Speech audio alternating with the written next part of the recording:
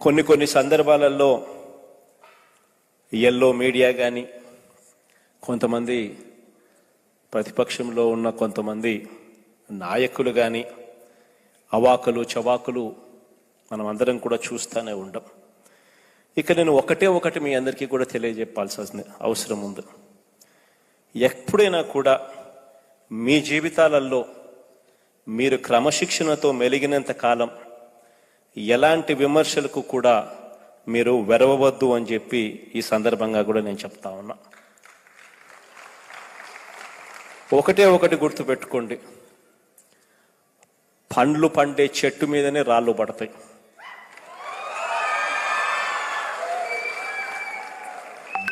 కాబట్టి వాళ్ళేదో మిమ్మల్ని ఏదో అంటున్నారు అని చెప్పి దయచేసి ఎవరూ కూడా వెరవవద్దు. వారి పాపానికి వారినే వదిలేయండి అని చెప్పి సందర్భంగా చెప్తా ఉన్నా.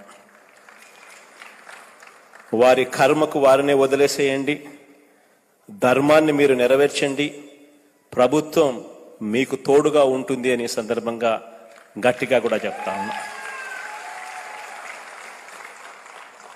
ఈరోజు మనసులో ఎంతో బాధతోనూ దిగ్భ్రాంతితోనూ ఈ వీడియో చేయాల్సి వస్తుంది. తెనాలికి సంబంధించిన ఒక పేద మహిళ గీతాంజలి అనే ఆమె జగనన్న ప్రభుత్వంలో తనకు జరిగిన లబ్ధి గురించి మాట్లాడుతూ ఒక వీడియో చేసింది. ఉన్నది ఉన్నట్టు చెప్తూ తనకు వచ్చిన ఇల్లు అనేది అందరికి కూడా ఒక కళ లాంటిది. పేదింటి వాళ్ళకి ఇల్లు అనేది ఖచ్చితంగా అందరికి ఒక ఇల్లు ఉండాలన్న ఉద్దేశంతో జగనన్న ఇచ్చిన హౌసింగ్ కాలనీలో ఒక పట్టా తీసుకొని దాని గురించి ఆమె చెబుతూ దాంతో పాటు ఈ జగనన్న ప్రభుత్వంలో జరిగిన ఇతర లాభాల గురించి, ఇద్దరు పిల్లల తల్లి అమ్మఒడి అయితేనేముంది, వాళ్ళ ఇంట్లో వాళ్ళకి వచ్చిన పెన్షన్ అయితేముంది, వాలంటీర్ల ద్వారా తనకు జరుగుతున్న లబ్ధి గురించి మాట్లాడినందుకు ఈ తెలుగుదేశం జనసేన సైకోలు వీళ్ళని ఏమనాలనో అర్థం కాదు. సోషల్ మీడియా వేదికగా ఆమెను వేధించి తను ఆత్మహత్య చేసుకునేంత స్థాయికి తీసుకెళ్లారు. ఎంత అన్యాయమైన విషయం ఇది. ఎవరో ఇక్కడుండే వాళ్లే కాదు, వేరే దేశాల్లో ఉండే ఎన్ఆర్ఐ అనే ఒక ముసుగులో ఉండే ఈ తెలుగుదేశం సోషల్ మీడియా సైకోలు చేసానికి ఆమె చనిపోవాల్సిన పరిస్థితికి వచ్చారు. సిగ్గుపడండి. మీరు ఒక విషయం గుర్తుపెట్టుకోండి, ఇలాంటివి భారతదేశంలోనే సోషల్ మీడియా వేదికగా చేసుకొని దాంట్లో అభూత కల్పనలు సృష్టించి తోక పత్రికలైన ఎల్లో మీడియా ద్వారా వాటిని పబ్లిసిటీ చేసి ఎంతో మంది బలిదానాలకు ఆత్మబలిదానాలకు గురైన మీరు, మీ పార్టీ అవన్నీ తగిలే 2019లో కేవలం 23 స్థానాలకు పరిమితమైంది.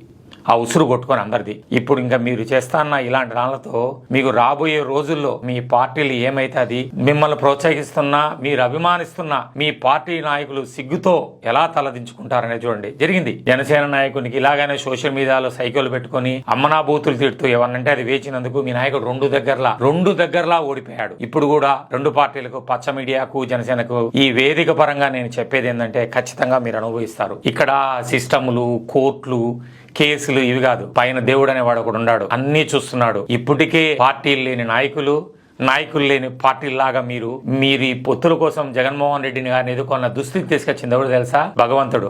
మా నాయకుడు చెప్తా అంటే స్క్రిప్ట్ అని, ఇది మీ తలరాత. మీకు తప్పకుండా భగవంతుడు ఆయన రూపంలో మీకు తగిన శాస్తి చేస్తారు. మీరందరూ అనుభవిస్తారు. అది అందరూ, ఇది సోషల్ మీడియా వాళ్ళు ఎక్కడికి పోదు, అందరూ గమనిస్తారు. మీకు తెలిసి తప్పకుండా ఆ ప్రతిఫలాన్ని మీరు అనుభవిస్తారు. ఈ రోజు ఈ వీడియో పరంగా ఇంకొకసారి నేను ఏం తెలియజేయాలను అంటే ఆమె కుటుంబానికి, ఆమెను ఆధారపడి బ్రతుకుతున్న పిల్లలకు, అటుకుని వాళ్ళకు నా తీవ్ర సంతాపం తెలియజేసుకుంటున్నాను.